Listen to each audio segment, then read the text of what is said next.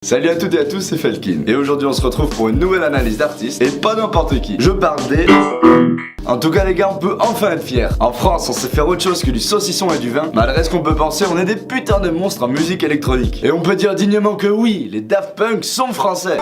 Parlons un peu de l'histoire de ces types. Thomas Bangalter et Guy Manuel de Homem Christo, deux jeunes parisiens nés en 1974 et 1975, ont fait leur début dans la musique dans un groupe de rock appelé Darlene. Mais le groupe, malgré toute leur bonne volonté, a rapidement fait un flop. Ça démarrait assez mal pour eux. Pas mal blasés, les cocos se laissent pas abattre pour autant et ils comprennent juste que leur place est pas dans un groupe de musique comme ça. Mais en profitent au contraire pour rebondir dessus en formant le duo de musique électronique Daft Punk. Et pour la petite histoire, leur nom vient d'une critique anglaise qu'ils avaient reçue. Daft Punk qui trash, Daft Punk, vous faites le lien. Ils rencontrent lors d'une soirée le responsable d'un label écossais, Soma, avec qui ils vont taffer un moment d'ailleurs. Et lancent ensuite en 1994 leur premier maxi 3 titres appelé New Wave.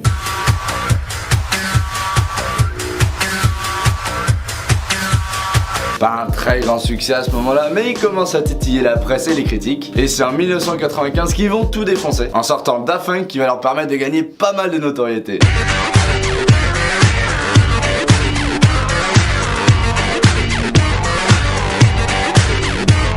En 1997, ils lancent leur album Homework, qui lui a encore un putain de succès. 2 millions d'albums vendus autour du monde, ça va les balancer sur la scène internationale, c'est taré à ce moment-là. Ce qu'il faut savoir d'ailleurs, c'est qu'à ce moment-là, les Daft Punk, ils sont pas encore masqués. Certes, ils se sont toujours fait plutôt discrets, évitant les paillettes et les objectifs afin de pas subir les côtés un peu désagréables d'une trop grande notoriété. Mais on peut encore voir leur tête lorsqu'ils jouent à ce moment-là, et c'est sûrement les dernières images d'archives de leur tête démasquée. Parce qu'en l'an 2000, pour le passage au deuxième millénaire, ou pour un pari à la con, bref, on sait toujours pas vraiment pourquoi ils ont fait ça, mais en tout cas, c'est cool. Les Daft Punk décident de ne plus être ce petit duo de Parisiens tout mignons, mais de devenir le duo de robots qu'on connaît aujourd'hui. En 2001, hop, nouvel album Discovery, méga succès.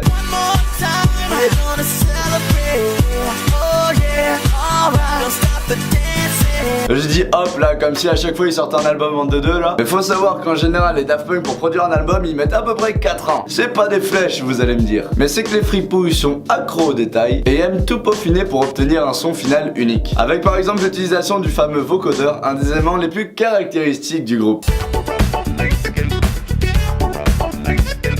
En plus au niveau de la musique, ils ont eu vachement de chance parce qu'ils sont arrivés à un moment où la musique électronique était en pleine expansion. De nouvelles machines, de nouvelles techniques de sampling. Ils ont profité de tout ça pour faire leur son et d'ailleurs ils ont eu bien raison. C'est marrant d'ailleurs, en parlant de sampling, ils font partie des premiers qui ont utilisé cette technique. En gros le sampling c'est on utilise des petites boucles de morceaux qui existent déjà, on les met en boucle et ensuite on en refait une nouvelle musique après. On va vous donner un exemple. Est-ce que par exemple ce son ça vous dit quelque chose ?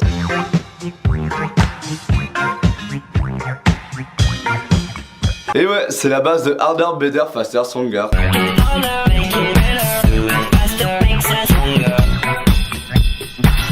Ils ont récupéré cette petite boucle d'une chanson qui existait déjà, ils la font tourner et rajoutent d'autres éléments par-dessus après. Ils sortent la même année un film d'animation, Interstellar 5555, un film réalisé par le papa d'Albator et dont les personnages sont les mêmes personnages que l'on retrouve dans leurs clips. Coïncidence ? Je ne pense pas. En 2005, ils sortent leur album Human After All.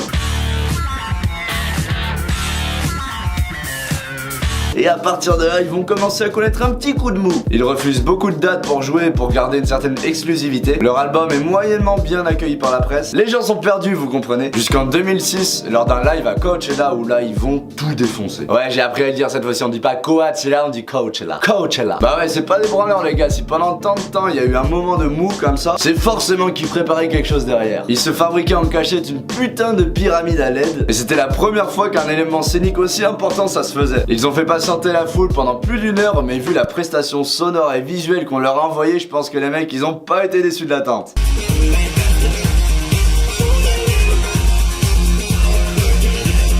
Et ça va rassurer les fans et les repousser à réécouter ce dernier album. Et oui, même à Daft Punk, ça peut leur arriver de faire des frayeurs à leurs fans, parce que n'oublions pas qu'ils sont humains après tout.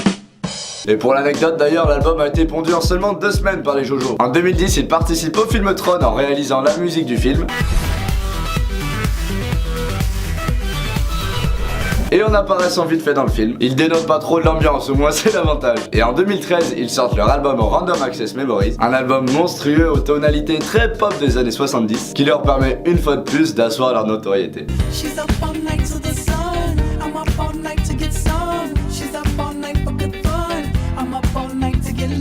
Du coup les Daft Punk c'est quoi? C'est plus de 20 ans de carrière, des millions d'albums vendus, une grosse participation au développement de la musique électronique et en particulier en France, en devenant d'ailleurs les ambassadeurs d'un nouveau genre, la French Touch. Et c'est aussi un duo mystérieux dont on connaît vraiment pas grand chose tant ils sont discrets au niveau de leur vie privée, et ça tant mieux pour eux. Il y a plein de trucs que j'ai pas dit, il resterait encore des milliards de trucs à raconter sur ces types tellement c'est des gros bonhommes, mais je voulais vous parler de l'essentiel de ce que je savais sur ces types ou de ce que j'ai pu trouver sur eux. Si vous voulez en savoir plus sur eux par exemple, vous pouvez regarder le film Daft Punk Unchained, une sorte de film reportage sur leur vie, et n'hésitez pas à mettre en commentaire d'autres anecdotes que vous pourrez connaître sur Daft Punk ou d'autres artistes que vous aimeriez que j'analyse. Et sur ce, je vous dis à bientôt. Musicalement.